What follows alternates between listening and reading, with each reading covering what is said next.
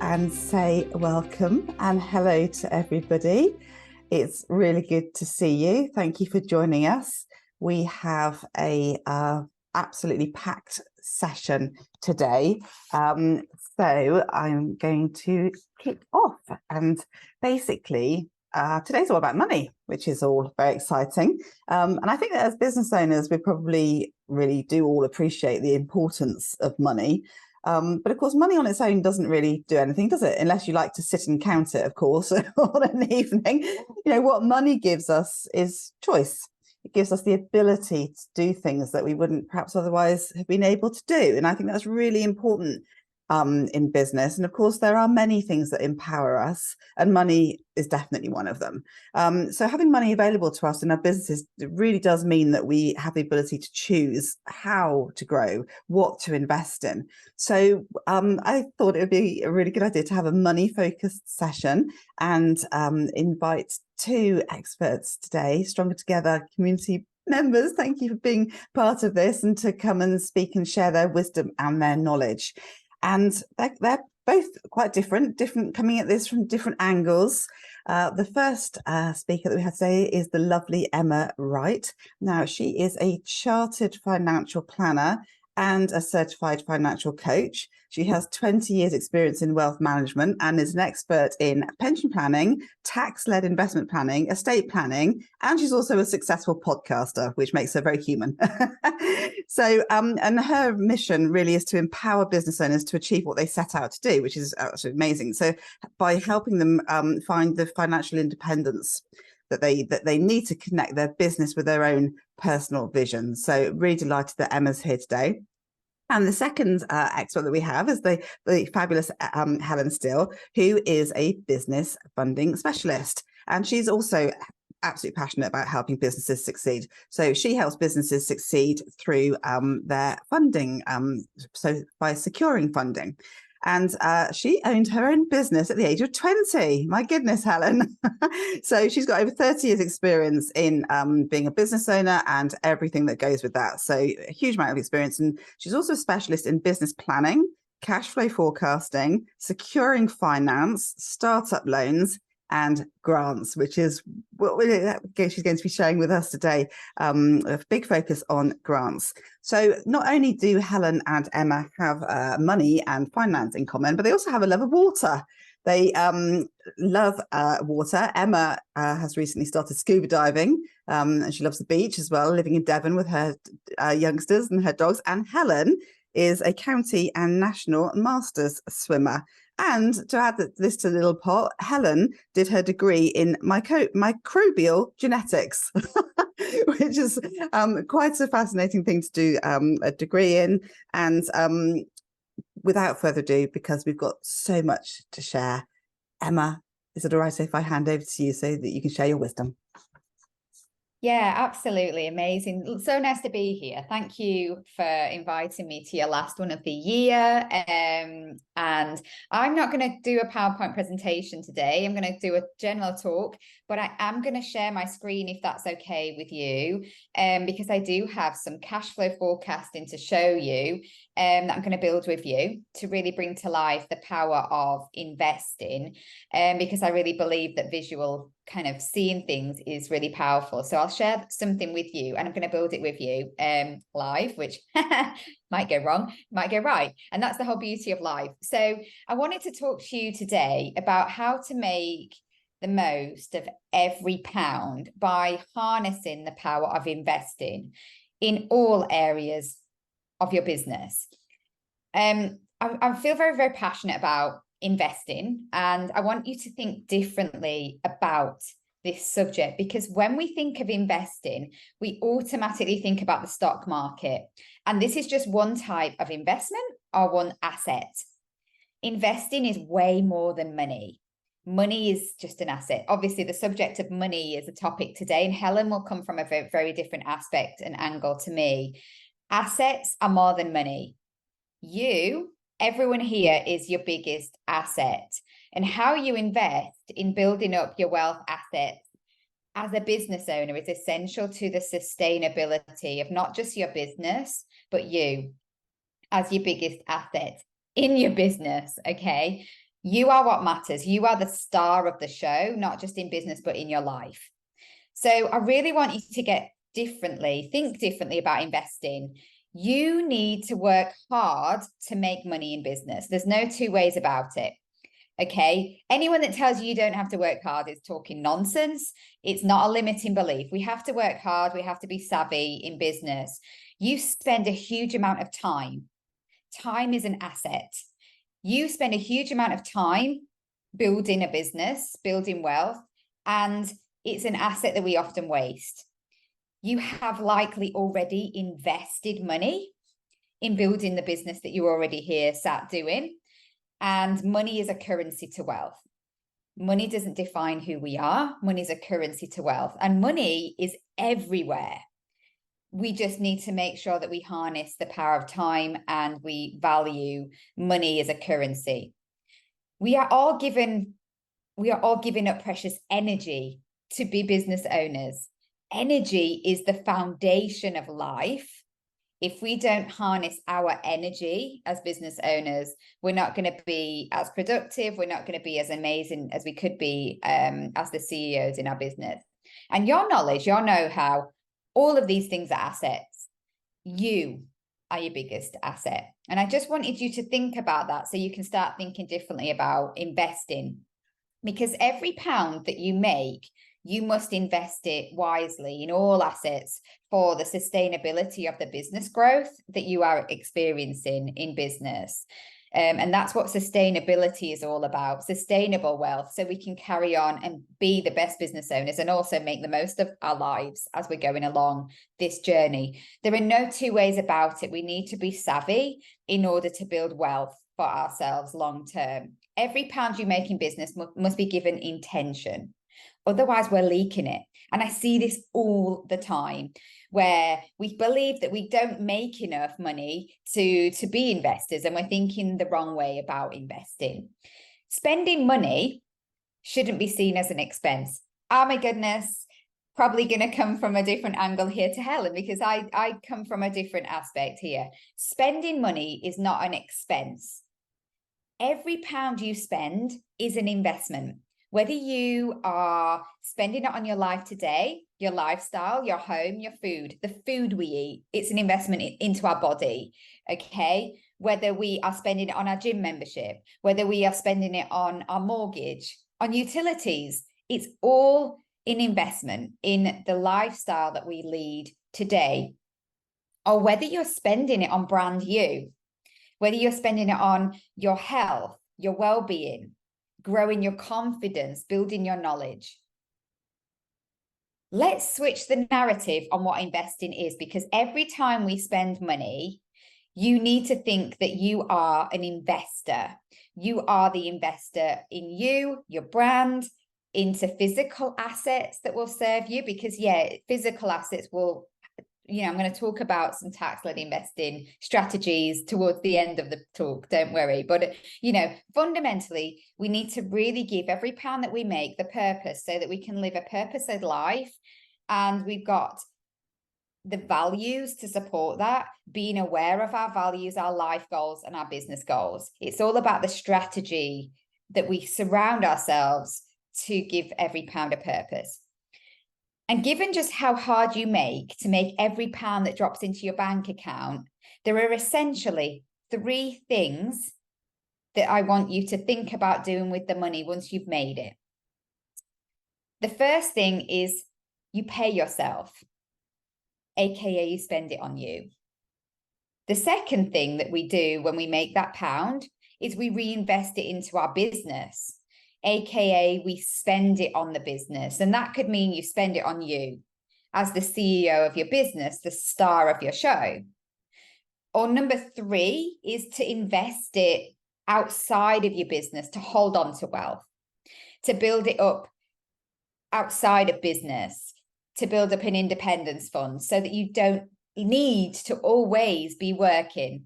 So those are the 3 things. We pay ourselves, we reinvest it into business, or we invest it outside of business. That is the 3 things that we do with money that we make in business. So let's talk through these 3 different scenarios, because I really want to get you thinking more intentionally about investing every pound you make. So number 1, you pay yourself. Whether you're a sole trader or a limited company, you need to pay tax. There's no 2 ways about it. As a sole trader, you pay income tax at your marginal rate.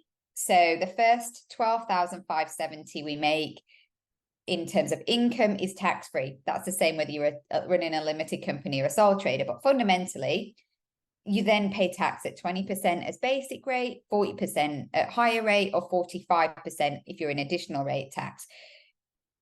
If you want to live a certain lifestyle, there's no judgment. Tax is irrelevant. You need to make sure that you carefully invest time to build tax efficient income over time. And that's something I love to do. You can create strategies that will pay you tax-free income over time. But when you're starting out, if you need 50K of personal income, you need to make sure that you make that plus the tax that you need to pay. You need to think about the net amount that you want to make for your best life. As a limited company, you need to make enough to cover your salary plus dividends. So you need to think about the profit that you want to hold on to after corporation tax. So it's so important that we think about that net figure, because we want to make sure that when we're chasing the turnover, we are thinking about what we want to land in our bank account. And don't forget that we also pay dividend tax. So dividend tax, when you pay yourself a dividend, you're paying dividend tax at 8.75% for basic rate, 33.75% for higher rate, almost 40% for additional rate. So the key of the message here is when you pay yourself to spend money, you are investing on your best life, but we must pay tax. And the plan around the profit goals must not forget tax. Tax planning is so important to thinking strategically. The next thing that we want to then do is number 2 is, in order to mitigate tax, is to reinvest some of that profit into the business, to reinvest some of that profit into business growth, investing on your growth inside your business. Okay. So when you invest into, for example, you working with me, you could be building a wealth strategy as a business owner. This is an allowable business expense. Every time you invest in yourself, whether that's through business development growth, whether you are investing into physical assets to grow your business, maybe you're investing into your branding, whether you're investing into, other assets to grow your business, you're a corporation tax saving strategy there. So there are 2 things that I want you to think about, 2 tricks here with spending money to hold on to wealth as a business owner.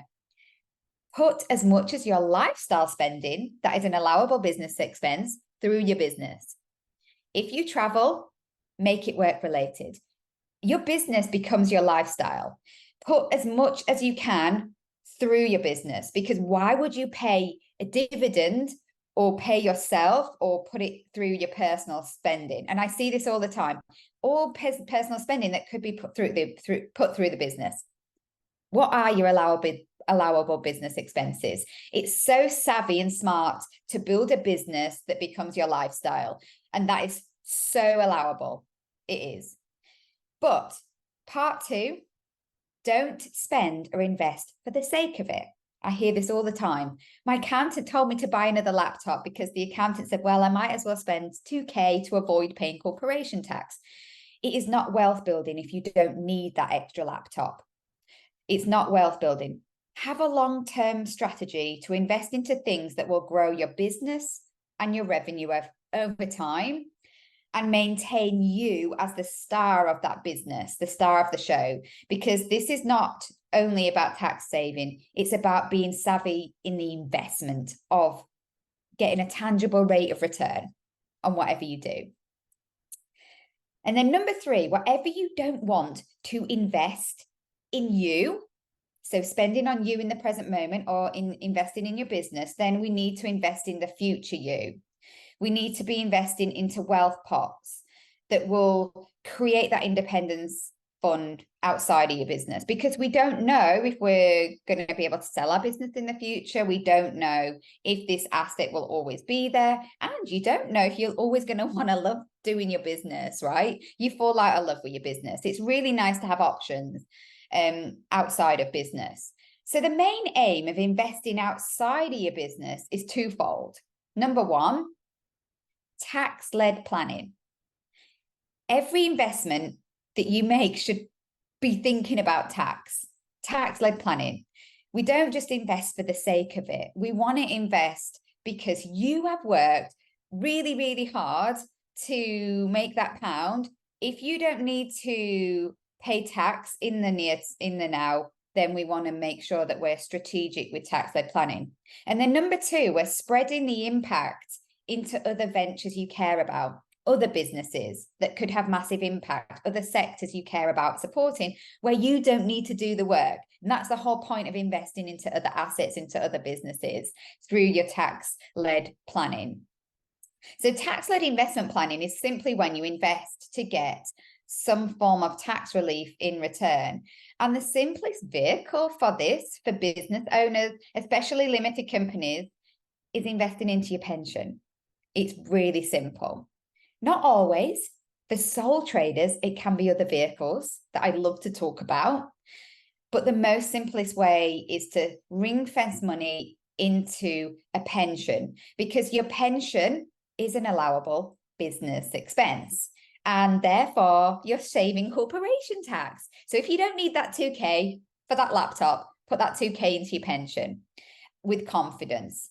Because, you know, it's the most simplest way. It's the simplest vehicle. And now I want to show you, I'm going to share my screen. I want to show you, oh, it's going to log me out. Let me just log back in quickly. It always does this. I'm just going to share my screen because I want to show you my cash flow system of the impact of using pensions as a business owner. Let me see if I can just share my screen. So cash flow forecasting for me is one of the best ways of bringing to life the power of your investment strategy or your tax-led investment strategy and the tax planning. So in this example, this is an example of a business owner that's turning over 20K per month. I can manage this and map this out for any type of business owner. I use it for my clients all the time. So let's assume you have some existing pension, maybe a small old company scheme and a small cash ISA. In this example, you're turning over the 20K. You have unknown spending. This always happens. We have quite a lot of unknown spending in this example, 5,000 a month of unknown spending in your business, okay? Because we're not wealth aware. And this happens as businesses build very quickly, we scale, or we are building a business. We sign up to things we don't know. We maybe take on things we don't understand, or we're just not aware of the spending. And then your lifestyle outside of your business is about 4,000 a month. That's really standard for business owners, usually on average, when we work into all of the things we spend for. And in this example, we have a mortgage that might end at some stage in the future. We have standard business expenses that as we build a business, a 20K month, a business will have employees or freelancers and things that we do need to pay for, business expenses that we need, that will finish when we retire, we wind up the business. We have corporation tax in here and we have dividend tax in here, mapping that out. So what you can see when you map this out into a cash flow model is money in is the blue. So we've got money coming in, but most of it is coming out.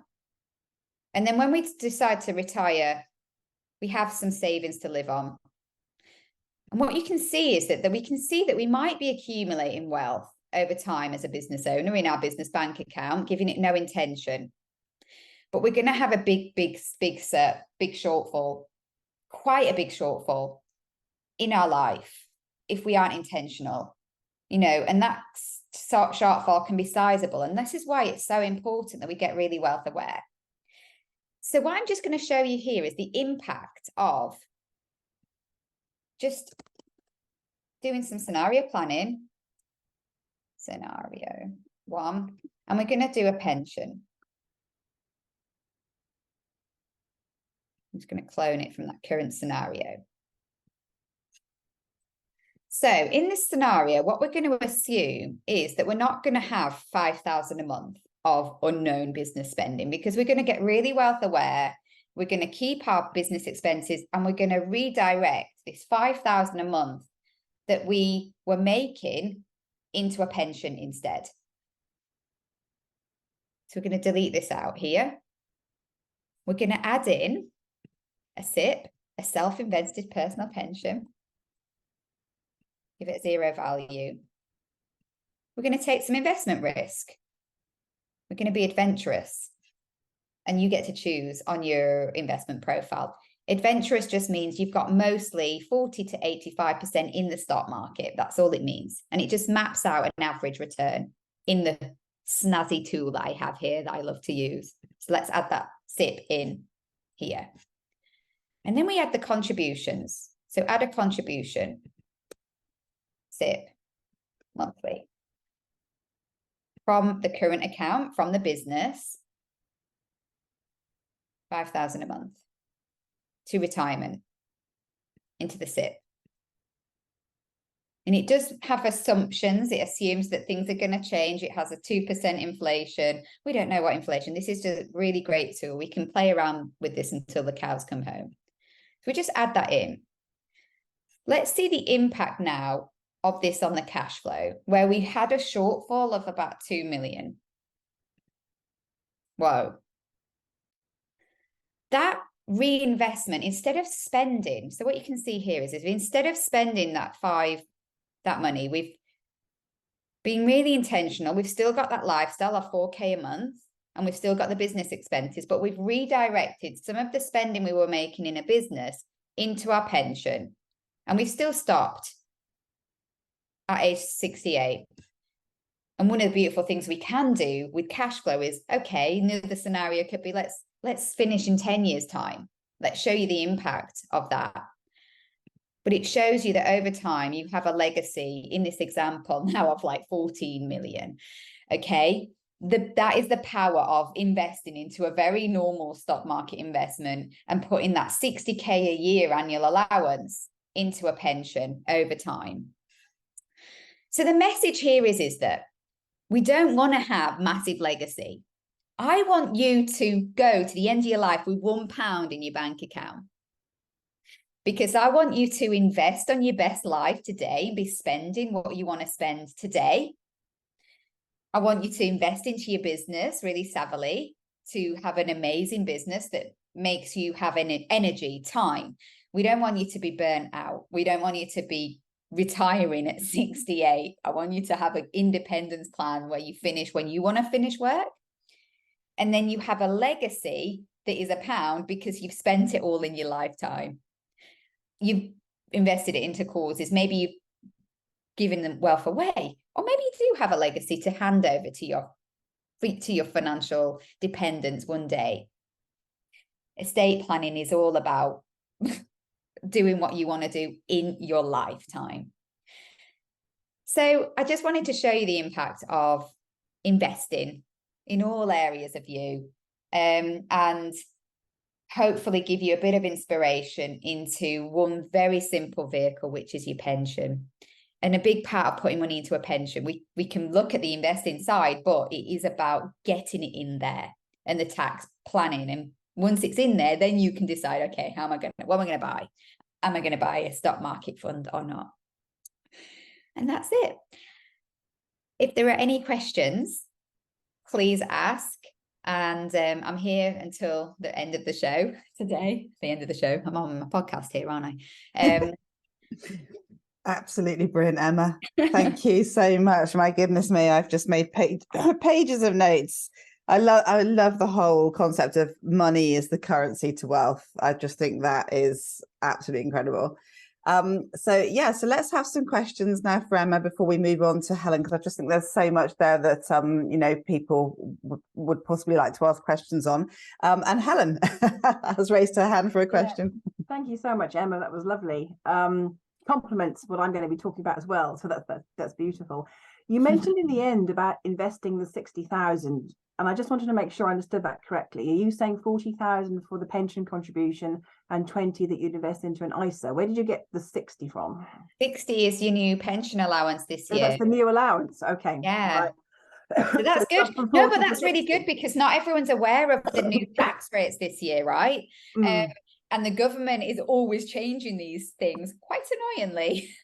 Okay, so it's now 60 instead of 40. Yeah. And can you still go back 3 years? Actually, even if it was into an ISA, the idea is that because what I've done there is the corporation tax would still be the same. Yeah.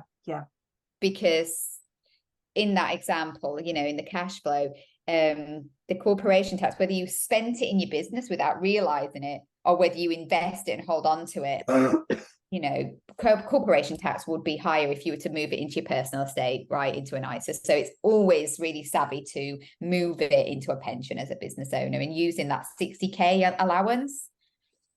No, that's great. I didn't know it gone up to 60. That's why I was trying to think, where did the 60 come from? But yeah, okay, great.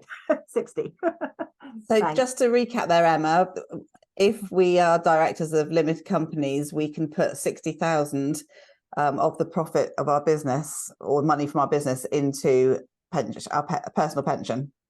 Yeah, you could put more in potentially if you've got allowances from previous years. We can carry forward allowances, and this is the beautiful thing of financial planning and working with a chartered expert to understand you as your individual, because there are little nuances with this.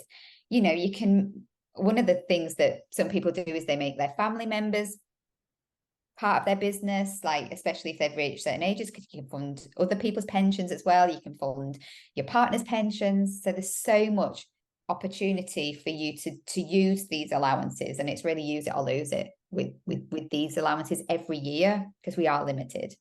Yeah. Okay, thank you. Jules, you have a question. Yeah, just a really quick one. Thanks, Emma, that was really helpful. If you're listening to this like I am and thinking this all sounds very interesting, what do I do next? Yeah, so the really great question. And I actually forgot to say how you can work with me. So I've got an investment planning workshop next week. If you want to come to that, there's a tax-led investment workshop. I'll pop that in to the chat. Or you can just send me a message and we can have a one-to-one. It's so simple. I work one-to-one with clients. I build wealth strategy methodologies for business owners one-to-one, or I have my Star Investment Planning Collective Mastermind, which is, again, it's my group program, which is I map all of this out in a group methodology as well. So yeah, the easiest way is to email me. I'll pop that email into the chat as well. hello@myindependentwealth.com. Thank you. Great question. Or Jules. follow the podcast. I can't forget the podcast. Don't forget the podcast. It's going international. I've got an amazing guest coming on in January from the US, which is like, I'm so excited about. So yeah, the podcast is going really well as well. So follow the podcast. Excellent. Please do put the links into the chat, Emma, and I'll also send the links out on the follow-up email that will come out after the session. So thank you again. That's absolutely brilliant. And there will be time for questions at the end if any questions pop up during the rest of the session. But without further ado, Helen, I would like to invite you to share your wisdom with us now as well. Thank you. Thank you. So I'm going to try and share my screen. I hope that works. I'm a Teams girl, not so much a Zoom girl. So please, bear with. You can blame that on Andy. He's my IT supplier. Brilliant IT supplier. But there we go. We're all Teams now. Right, here we go. Right. Yeah, it's coming through. Yeah, can see that. Is absolutely that brilliant. It's working beautifully, Helen. Thank you. Kudos to you, Andy. There we go. Right. So yes, lovely. Thank you very much for letting me inviting me to chat, Julia. That's really super to talk to you all this morning. And did you know it was Business Finance Week? You knew that? Business Finance Week this week. So Julia, you have nailed it. You have got talks here this week, actually in the middle of Business Finance Week. So yeah, you just nailed it with that one. So I'm here to talk about free money, as we know. So I'll chat a bit more about what free money really is. So what do I mean by free money?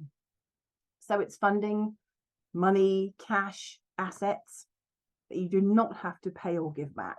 So it's just paying it or giving it back. I do not mean that you have no responsibility around using that money. And I do not mean that you don't have to stick to various milestones and show how you deploy that money. It's about having to actually pay it back. So it's not a loan, for example. It is money that's given to you without having a repayment schedule. But as I said, not without responsibility. I always get nervous when the term free gets used. So here are some examples. So we all know about grants, don't we? We know that grants are competitions, and I don't want to tell you things that you already know, but they are competitions. So each round of a grant competition, you are up against, those businesses that submit their applications in the same round that you submit yours. So you may be in a situation where there are some terrific, responses, they've done blueprints, they may have even, won other grant competitions and are now applying, for this one in addition. So you could be against some really tough competitors in your round, and, 1, 2, or even 3 grants are awarded per round. Or you could be in a situation where, there's not much competition at all. So you'll sail through, as the best application in that round. But again, when you win the competition, there are certain milestones that you must meet, certain project milestones, and you set those milestones. So when you're actually, doing your application submission, you will say the project milestones that you will set. You'll give the dates, you give the duration of the project. They're usually around about 12 to 18 months, and you will say, that's on the big grants, that is, you will say, what you can meet and when and how you'll meet them. If your project fails, you cannot apply for more money from the same scheme. So that's something to bear in mind. An example is I've been working with an entrepreneur who's been developing a medical device for the neonatal market. Got a grant award, wants to go back for more money, but he didn't complete, the project milestones for that particular device assembly. So he can't go back, ask for further funding, for that particular idea. So he has to develop something for the adult market. So it's a different proposition in order to compete in another round of grant, competition. So just to very much bear that in mind, it might be free money, but there are lots of sort of, because I say not rules, but lots of criteria that you have to adhere to. I've put angel investment up here, and I'm sure for some of you thinking, what's she talking about? Angel investment is not free money. Well, you'll be surprised the number of entrepreneurs I speak to who say to me, oh, I don't want to have a loan, I don't want to have to repay any of the money back. I'm going to go and get an angel investor or a private investor, to come and give me some money in exchange for shares. They don't comprehend, that the fact that they're giving up shares is actually, giving a chunk of your business, which equates to having to pay back, any investments that you received from, your investor in the first place. So that's why I just popped it up there. I mean, I'm sure that you were all well aware, that if an angel invests, you have to give them something back. I mean, if your business obviously, bombs, you won't be giving them back, but there's usually some terms and conditions, in their investment documentation that says you are personally liable for the amount of money that they've lent you. So, watch out for that as well. With angels, I thought I'd just pop some top tips in there. It's all about your pitch. The pitch deck must be clear and concise. I say at least only a maximum of 10 slides. Nobody reads past 10 slides. And mostly they all skip past the first 6 and go straight to the numbers. So, that's how the investors view this. So do not, produce a 54 slide pitch deck, because they're not going to read it. Investor business plans, clear and concise, and talking about the opportunity. It's all about the opportunity. What is it that you're giving to them? What benefits, how are you going to make them, pleased and happy about their investment? How are you going to give them a good ROI? It's all about what opportunity you're presenting to the investor, and a sensible business valuation. I have had lovely entrepreneurs who aren't even trading, who valued their business at $1 million. And I've said, yes, have you come to that number exactly. So yes, a sensible business valuation is what it's all about. And don't forget family. You know, having, you know, some money from family is a great way of getting some free money into your business. You know, family may want to be repaid eventually, but they're not going to be, you know, on your back asking for repayments, you know, in the short term. It may even be interest free. So, you know, definitely worth investigating, you know, any family members that see you doing well and want to give you a contribution towards their success. So let's talk about grant competitions. I'm just wondering, I don't know if I can see any hands. I can't see all of you actually on my screen, but I wonder if any of you have actually contributed in grant competitions. I mean, very possibly you have, so you've been through the process. But I wanted no hands up at the moment, Helen. No hands up. Okay, thank you. How to be successful, and it's all about what do you need to do to make sure, you know, you are the winner of the competition. It's as simple as that. And I've got a list of things, and you may look at this and think, you know, this is kind of obvious, but when I speak through it, you know, I'll explain to you why I've pulled these out and highlighted these. So every grant has eligibility criteria.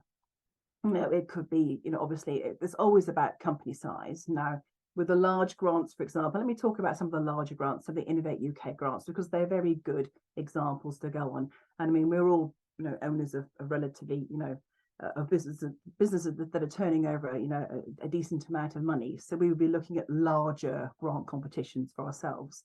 So they have a whole list of eligibility criteria. You know, one of the key things is about the UK-based suppliers and UK-based partners. I mean, it's Innovate UK, you know, that sort of is the clue in the name, really, isn't it? You know, and the money needs to stay within the UK. It needs to benefit. So the grant that's being awarded to you needs to benefit, you know, the UK economy in some way. So whatever you are building, you know, developing, you know, your innovation, you know, how you're rolling it out, you know, to your clients, so your customers, that needs to benefit the UK economy. So I have a very good friend who does Mark.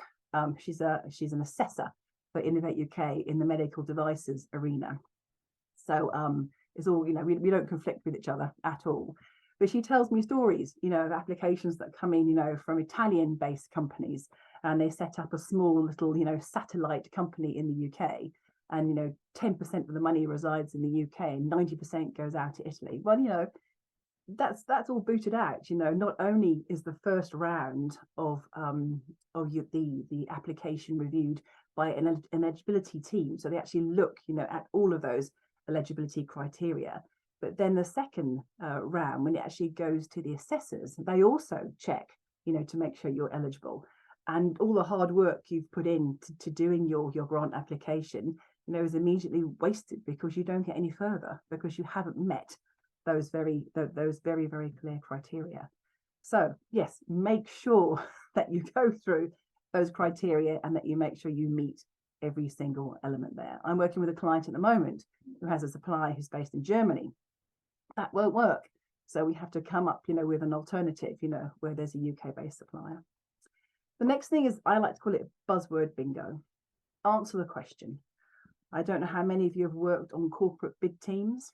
You know, I spent quite a while in the corporate world, worked on a number of big corporate bids. You know, when you start off with the bid process, you know, everyone is clear on what the client is asking for and clear on what they have to say. By the time you've been through the corporate, you know, bid process, you know, rounds of reviews and every executive under the sun, you know, having their input, you're submitting an application, which is what you want to deliver, not what the client's asked for.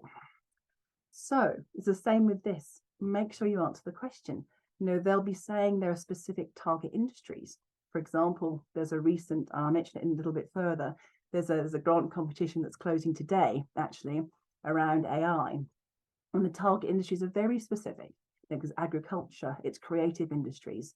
You know, there's 4 specific industries. You know, make sure, you know, your response, you know, answers what they're asking for. And also they're very specific about the type of technology they want to see you using. Make sure, you know, that your blueprint includes that type of technology. So answer the question. As I said, buzzword bingo. So know the scope rules, which is really clear. So these competitions, they're all different, but typically you can apply for a competition, you know, as a lead. So you can be the lead applicant and you can submit, your application. If you're unsuccessful, you can submit again when the next round opens or subsequent rounds for the same grant competition. But you cannot amend what you have written the first time.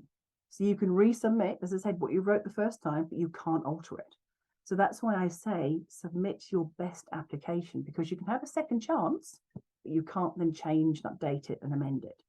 If you are applying for grants, you can apply for different competitions, obviously, but you can only apply twice as a lead applicant. So I could apply for one competition, which is say AI, and I could apply for another, which is a smart grant, but then I've used my two application, my two sort of, what can I say, goes, if you like, at applying for those two particular grant competitions.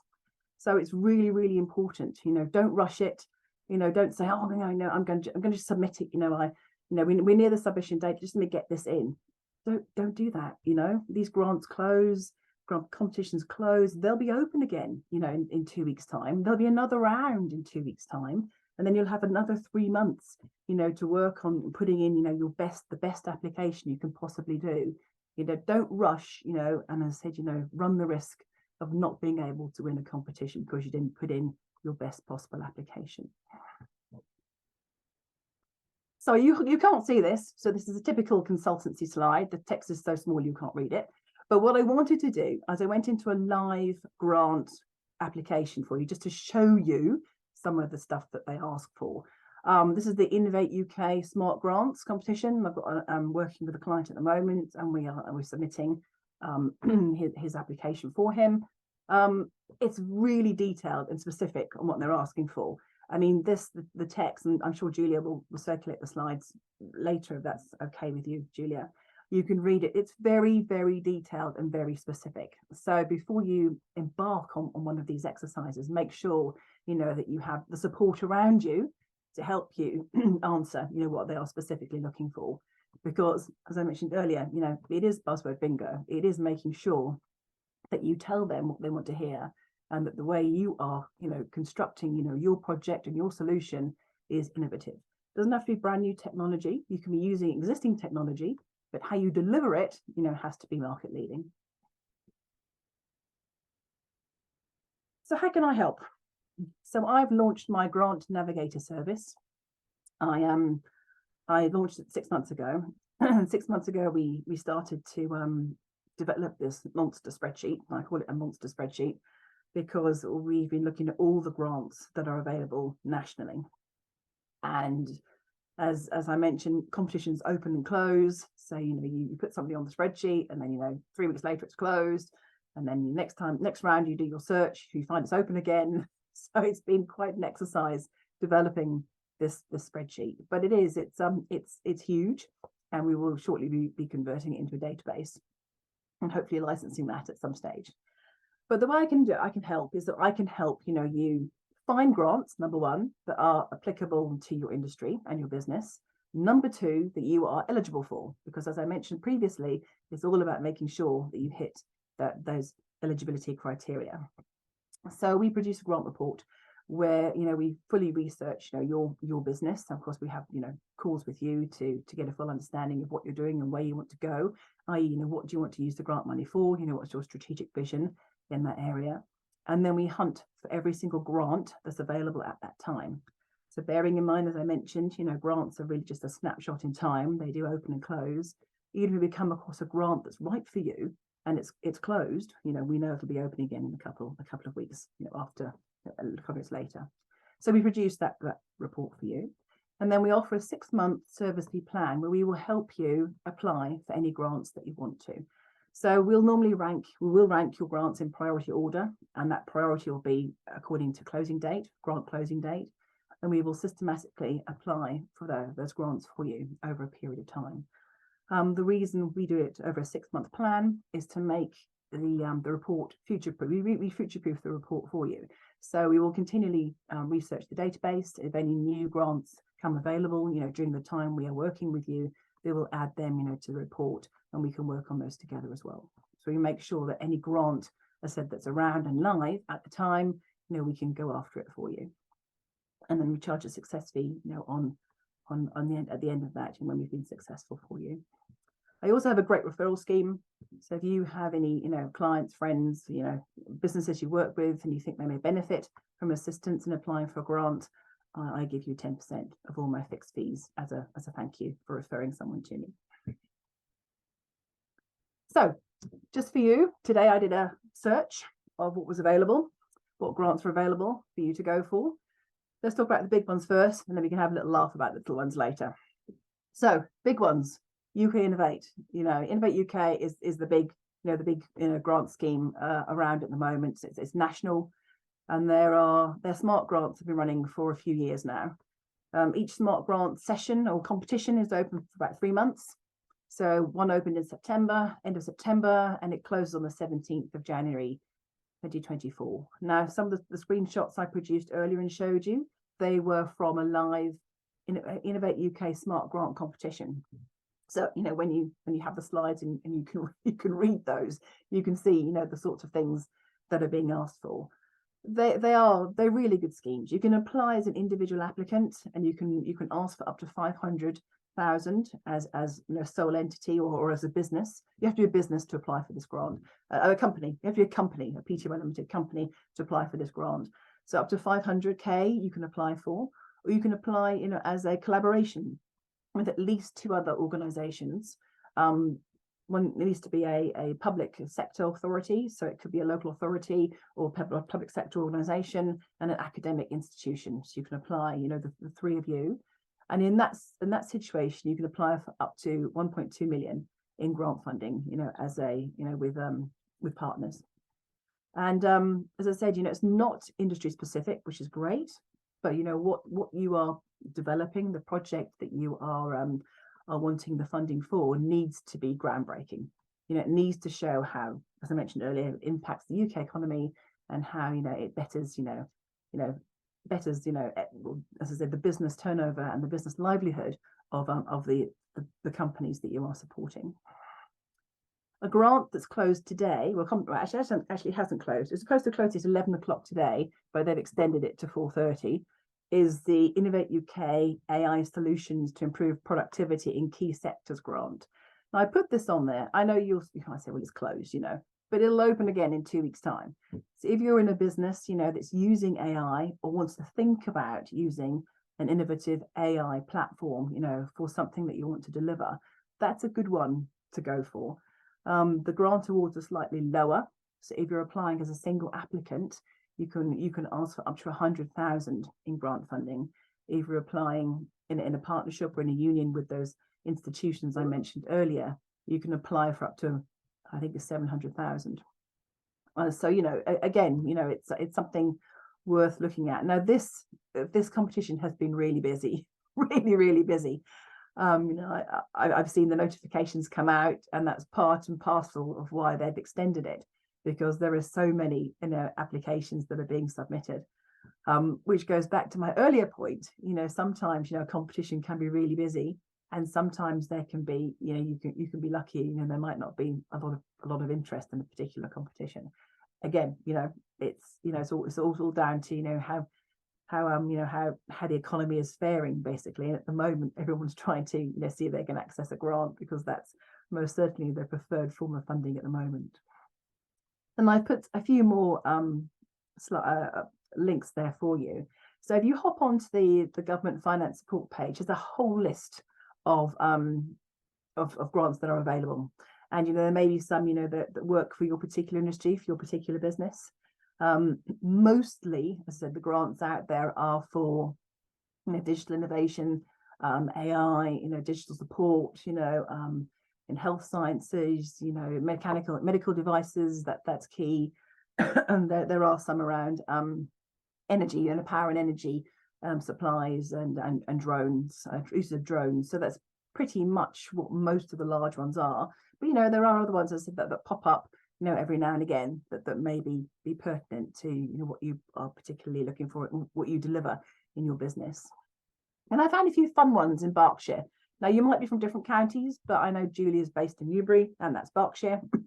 So wooden spoon grants. I thought, oh, that sounds like fun. What's that? So that's an educational disability grant, basically for children and young people, and it has to have a rugby bias. But we all have some what can I say, social enterprise awareness, in our businesses, and we also do something and want to help, in the economy at some stage. And you may, have children, that enjoy playing rugby. You may have an institution that you work with, sort of an after school, activity group, that you work with for your children. So it might be well worth, hopping onto the woodenspoon.org.uk, or pointing, that particular institution in their direction to see if they could come about with some funding that could assist them. It's quite a decent grant. We're looking at, I think it was up to 3 million that they're looking to to fund, organizations that help, in that particular area. So, it's definitely worth a look at if that meets any of your the things that your children are doing. As it doesn't have to be only disability, it can be education as well. And then if you look at the Berkshire LEP, at the moment there's not much on there, for businesses apart from rural funding. Again, I don't know if that plays to any of your businesses. Possibly not. I mean, it's very, very niche. It's about staffing. So if again you kind of clients, they're looking to complement their staffing, for their particular businesses, agricultural businesses, might be worth looking at to see if that was helpful at all. But this again is just a snapshot. This was this morning. We looked this morning. I wanted to get something that was as of today, that was available and fresh for you to look at. So that's this morning. It could change tomorrow. It could change next week. It most certainly will change at the beginning of the year. So again, this is a snapshot in time of what was available, nationally, and well, just the 5, nationally and local to Berkshire. We also have the big ones. Has anyone heard of the Horizon EU grant scheme? It's huge. The fund is something around 95 billion euros. It's a massive scheme. Notoriously difficult, they say, to secure the funding. But again, if you apply to all the tips that I've mentioned earlier, answering the question, looking at eligibility, making sure that you adhere, to all of those, all of the scope criteria and project criteria, it's most certainly doable. So there are a number of offshoots of Horizon EU, that you can work on, for projects in various stages of development. The more advanced projects that are past prototype, can get funding from Horizon EU. So that's again another large one to look at. Right, and that's me. That's my snapshot of the current grant environment, and what you could get access to. Thank you so much, Helen. My goodness, I had no idea that it was such a minefield. Thank goodness. Absolutely. Thank goodness you've got your head around it, and that you can take the heavy lifting off of all of that.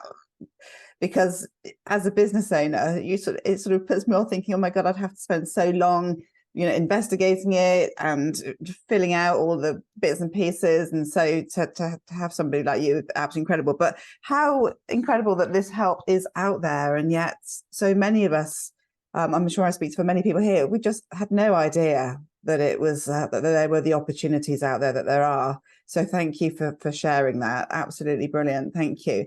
Thank you to both of our speakers. You've been absolutely amazing. Thank you for bringing the energy that you've brought and the commitment as well to helping other business owners. Thank you so much, everybody. Love you all. Bye.